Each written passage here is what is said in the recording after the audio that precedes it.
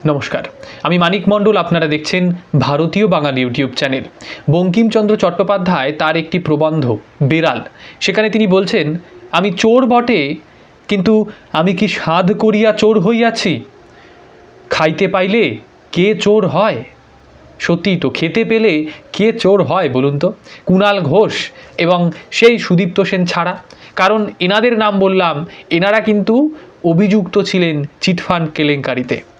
এই ১৩ বছর আগের সুদীপ্ত সেন আজকে আবারও খবরের শিরোনামে এসেছে এবং আপনারা আগামীকাল দেখতে পাবেন যে উনি জামিনও পেয়ে যাবেন। অর্থাৎ বৃহস্পতিবার উনি মোটামুটি রকমভাবে ৫,০০০ টাকা বোধ হয়, সেই টাকার বন্ডে তিনি কিন্তু জামিন পেয়ে যাবেন। এতদিন এই সুদীপ্ত সেন প্রেসিডেন্সি জেলে বন্দী ছিলেন বলছি এই কারণ কালই ইনি বোধ হয় সেই জেল থেকে বেরিয়ে যাবেন এবং বাইরে এসে হয়তোবা বিধায়ক টিকিটও পেয়ে যেতে পারেন, বলা তো যায় না। রাজনীতি সম্ভাবনার শিল্প এবং তৃণমূল কংগ্রেস, যাদেরকে বারংবার অভিযোগ করা হয় যে এনারা হলেন প্রাইভেট লিমিটেড কোম্পানি। সুতরাং কোম্পানির বিভিন্ন রকমের রুলস অ্যান্ড রেগুলেশন থাকে। সেই রুলস রেগুলেশন কোম্পানির যিনি সিইও অর্থাৎ আমাদের এই মাননীয়া, তিনি কিন্তু পাল্টাতেও পারেন। মানে আমি বলতে চাইছি, কোনো কেন্দ্রের প্রার্থী বদল করে এই সুদীপ্ত সেনকে কি আবার প্রার্থী করে দেওয়া হবে? নইলে পরে হঠাৎ করে ভোটের আগে এনাকে কেন ছাড়া হলো? এটা রাজনৈতিকভাবে কোনো না কোনো এর মধ্যে সমীকরণ আছে। এটা যারা রাজনীতির সম্পর্কে কিছুটা ওয়াকিবহল রয়েছেন তারা কিন্তু ভালোভাবেই বুঝতে পারছেন। এই সুদীপ্ত সেনের বিরুদ্ধে ভুরি ভুরি মামলা দায়ের করা হয়েছিল। দেশের বিভিন্ন প্রান্তে এনার বিরুদ্ধে মামলা করা হয়। প্রায় ৩৮৯টি মামলা পুরো দেশে এনার বিরুদ্ধে করা হয়েছিল এবং সেই ৩89টিতেই ইনি কিন্তু জামিন পেয়ে যান। কিন্তু সমস্যা হয়ে দাঁড়ায় পশ্চিমবঙ্গের সেই দুটি মামলাকে কেন্দ্র করে তার হাজতে থাকা, এটা কোর্টের কাছেও কোথাও না কোথাও মনে হয়েছে এটা ভীষণভাবে হাস্যকর বিষয়টা হয়ে যাবে। কারণ এতগুলো মামলাতে জামিন পেয়ে গেছেন উনি, মাত্র দুটোতে কেন আটকে থাকবে? এটা একেবারে অযৌক্তিক। তাই এই ভোটের প্রাককালে এনাকে ছেড়ে দেওয়া হলো কিছু শর্তের বিনিময়ে। সেই শর্তগুলোর মধ্যে অন্যতম কি, যে উনি ওনার ফোনের লাইভ লোকেশন সবসময় অন রাখবেন। যদি বাড়ি ছেড়ে অন্য কোথাও শিফট হন তবে সেক্ষেত্রেও সেটা সংস্থাকে জানাতে হবে এবং উনি যাতে সাক্ষীদেরকে প্রভাবিত না করেন বা প্রমাণ লোপাট না করেন সেটাও এনশিওর করা। এই যে কিছু কিছু শর্ত, এইগুলোর বিনিময়ে তাকে আগামীকাল ছাড়া হতে পারে। এই সুদীপ্ত সেন ২০১৩ সালে দেবযানী মুখোপাধ্যায় বলে একজনের সাথে কাশ্মীরে ঘাঁটি গেড়েছিলেন বলাটা ভুল হবে, সেখানে গিয়ে লুকিয়েছিলেন, গা ঢাকা দিয়েছিলেন। কারণ একটাই, পশ্চিমবঙ্গের সেই পুলিশের কাছ থেকে বাঁচতে হবে। কারণ মাননীয়া বুঝতে পেরেছিলেন যে তার সরকার পাল্টে যেতে পারে এই ধরনের অ্যাক্টিভিটির কারণে। সে কারণেই তো কুণালবাবুকে সেই বালিকা বাকরা যেটা বলা হয় সেটা করা হয়েছিল। এই সারদার দুর্নীতি প্রায় ২০,০০০ থেকে ৩০,০০০ কোটি টাকার ছিল, যেখানে ১৭ লক্ষ মানুষ তাদের অর্থ বিনিয়োগ করেছিলেন। বিনিয়োগ বলাটা ভুল, একেবারে জলে ফেলে দিয়েছিলেন। কারণ সেই টাকা তো তারা আর ফেরত পাননি, যদি পেয়েও থাকেন হয়তোবা গুটি কয়েক। এখন শোনা যায় বহু মানুষ নাকি পয়সা পেয়েছেন, তার মধ্যে সত্যতা রয়েছেন কি না রয়েছে সেটা না হয় পরবর্তীতে আলোচনা করা যাবে। কিন্তু এই যে ১৭ লক্ষ মানুষ, এনাদের সঙ্গে প্রতারণা করা হলো। সেই প্রতারণার সঙ্গে একটি রাজনৈতিক দলের সাংসদ যুক্ত ছিলেন। সেই সাংসদ জেলে গেলেন, জেল থেকে ফেরত এলেন এবং আবারও এখন সেই একই পার্টি, যে পার্টির যিনি সভানেত্রী, তাকে তিনি বলেছিলেন যে যান ওনাকে গিয়ে অ্যারেস্ট করুন, যান। তো সেই পার্টির উনি মুখপাত্র হলেন, তারপরে কিছুদিন বাদে সম্পাদক হলেন, কিছুদিন বাদে এখন দেখা যাচ্ছে ওনাকে পার্টি একটা টিকিট দিয়ে দিলেন। তিনি হয়তো অদূর ভবিষ্যতে বিধায়ক হয়েও যাবেন। কিন্তু রাজ্য তো পুরো চাপে পড়ে গিয়েছে, কারণ ২০ থেকে ৩০,০০০ কোটি টাকা এই তছরূপ, এর দায় কিন্তু সরকারের ওপরেও বর্তায়। কারণ সরকারের বহু লোকজন এর সঙ্গে যুক্ত হয়ে পড়েছিল। তাই ড্যামেজ কন্ট্রোলে নামার জন্য এই ১৭ লক্ষ মানুষদের মধ্যে যারা খুবই নিডি পিপল আছে, যাদের খুব প্রয়োজন রয়েছে সেই টাকাটার, যারা একেবারে নিঃস্ব হয়ে পড়েছেন সেই স্বল্প টাকা দেওয়ার ফলে, তাদের কাছে রাজ্য সরকার ৫০০ কোটি টাকা দেওয়ার একটা, মানে ওই ভর্তুকি যেটা বলা হয় সেটা দেওয়ার কথা বললেন, কম্পেনসেশন। তো সেই ৫০০ কোটি টাকা আর ২০,০০০ থেকে ৩০,০০০ কোটি টাকা, তার মধ্যে কি ফারাক রয়েছে সেটা একটা বাচ্চা শিশুও বলতে পারবে। এই ধরনের চালাকি মাননীয়ার গভর্নমেন্ট অতীত থেকে করে আসছে এবং আজও তা বর্তমান রয়েছে। মানুষ সেটাতেই বিশ্বাস করে ফেলছেন খুব সহজভাবে। সেই সময় যারা অভিযুক্ত হয়েছিলেন তাদের মধ্যে কুণাল ঘোষ ছিলেন অন্যতম প্রধান, এবং এই সুদীপ্ত সেনের নাম তো আপনারা এখন শুনছেন। কিন্তু সৃঞ্জয় বলে একজন ছিলেন, সৃঞ্জয় বোস, তিনিও একজন এমপি ছিলেন। আর এই দুজন এমপি ছাড়াও সেই সময় মদন মিত্রও কিন্তু অভিযুক্ত হয়েছিলেন এই একই কেসে। তিনি সেই সময় দাঁড়িয়ে স্পোর্টস মিনিস্টার ছিলেন, অর্থাৎ ক্রীড়ামন্ত্রী। এছাড়াও প্রাক্তন ডিজি, সেই ডিজি, পুলিশের ডিজি পর্যন্ত এর সঙ্গে যুক্ত ছিলেন বলে অভিযোগ উঠেছিল। আর এই ধরনের চিটফান্ড কিন্তু পশ্চিমবঙ্গে নতুন নয়, কিন্তু এত বিরাট অঙ্কের একটা চিটফান্ড কিন্তু নতুন পশ্চিমবঙ্গে, এটা বলতে হয়। 1980 সালেও একটা চিটফান্ড কেলেঙ্কারি হয়েছিল পশ্চিমবঙ্গে, সেটাকে বলা হয় সঞ্চয়িতা চিটফান্ড।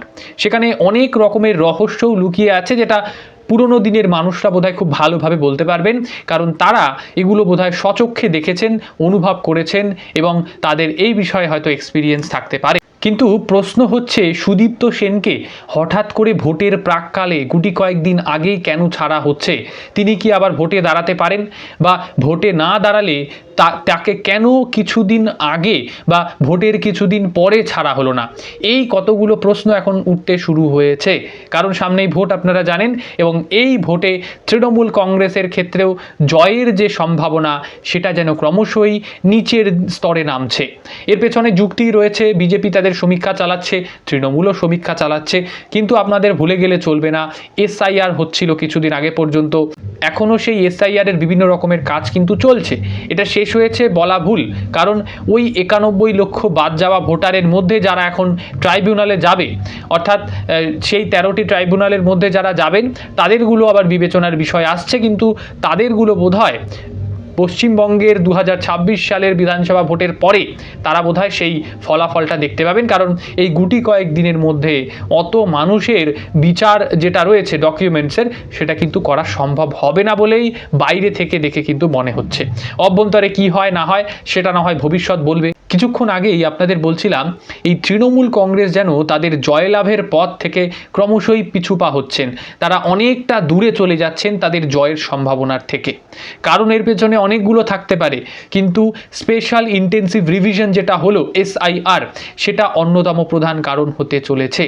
যে মাত্রায় ভোটারের নাম বাদ গিয়েছে, তাতে করে তারা যে বিজেপি এবং তৃণমূল কংগ্রেসের মধ্যে যে ভোটের ফারাক ছিল, সেই ভোটারদের ফারাক কিন্তু এখন ঘুচে গিয়েছে কার্যত।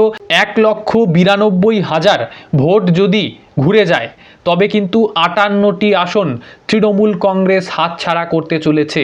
এক একটি লোকসভা ধরে যদি আমরা দেখার চেষ্টা করি, তবে লোকসভাতে এই 1,92,000কে যদি আমরা বিধানসভা ভিত্তিকভাবে ভাগ করি, তবে বিজেপি 3,310টি করে ভোট যদি তৃণমূলের থেকে বেশি পান এই সমস্ত বিধানসভাগুলির ক্ষেত্রে, তবে 58টি আসন তৃণমূল হাতছাড়া করবে এবং বিজেপি সেই 58টি আসন পেতে পারে।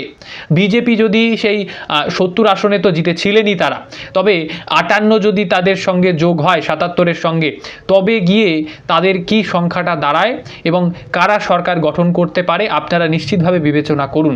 আর ইতিমধ্যেই আপনারা জানেন 91 লক্ষ কিন্তু নাম বাদ চলে গিয়েছে। সুতরাং এবারকার ভোট কিছুটা হলেও আলাদা হতে চলেছে।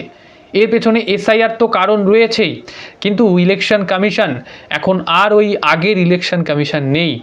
যে পরিমাণে এজেন্টরা আগে দেখতেন আপনারা ভোট দেওয়ার সময় এজেন্টরা সেখানে বসে থাকতেন, কে বলতে পারে এজেন্টরা নিজেদের কাছে কোনো সিক্রেট ক্যামেরা রেখেছেন? ওই ধরুন তৃণমূলের কোনো এজেন্ট যদি স্পাই ক্যামেরা রেখে দেন, তবে আপনি সেটাকে কিভাবে বুঝবেন?